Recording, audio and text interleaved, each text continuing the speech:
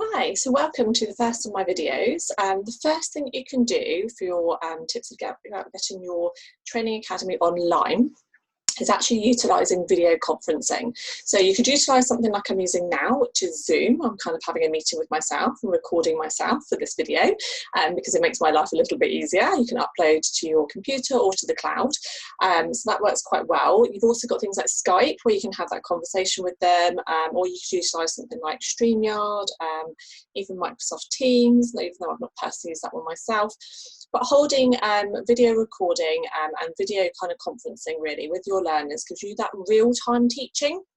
That's the bit that they're definitely going to miss out on right now, and in the future as well. It's actually quite a helpful kind of tool to have with your students, where they can have a little bit more one-on-one or engage with you a little bit more, and you can collectively bring everybody together. You can hold multiple screens and have a lot of people across your screen, multiple people joining in it. You can make it safe by giving them a password and a specific link, and you can give them that link right just beforehand so they don't have it too soon. You can email that out to them. You can send it via social media and things like that as well, like private messaging or text messaging things. There's a whole host of ways that you can give that to them. But it really helps you to engage with your learners, and being able to engage with them like this works really well, particularly for any soft skill kind of courses that you might want to do. Instead of someone having to sit there and just read through something that's on an online course, you could schedule a Zoom kind of call with them and introduce them to a subject, allow them to have that conversation with themselves. So you can bring up a little chat box in the corner as well that comes up, and so they can chat amongst themselves. You can also keep an eye on the chats, keep an eye when a question comes out as well. Although one little tip I would say is if you want to be able to spot the question while you're talking and then you want to be able to pause, is to ask them to put question in bold and then to follow through the question afterwards.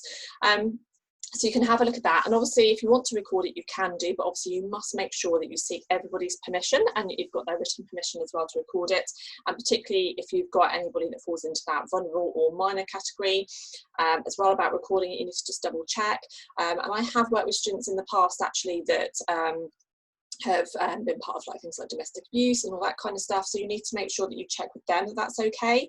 And people do have the option when you're looking at the video screen, they have a little mute button in the corner so they can mute themselves while you're talking, and that is something you will want to keep an eye on, because if they accidentally knock the mute button and they're making themselves a cup of tea or something like that in the background, or someone talks to them, it automatically throws the limelight on them as well, and they pop up on everybody else's screen as well. So you need to make sure everybody's muted while you're trying to give information, and then unmute themselves when they're about to converse with you and ask a question, or just generally converse as a group.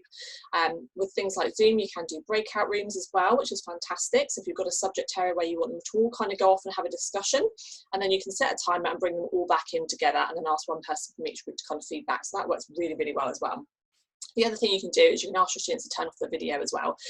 So if they want to leave it as like a screensaver or just their name or something like that, while they pop off and do something and then come back again, or if they want to take themselves out of that for whatever reason, then you can do as well. But always do your due diligence just to make sure that everybody's happy with that.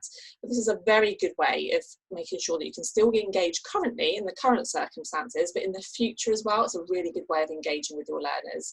So look out for my next video and I shall give you some more tips.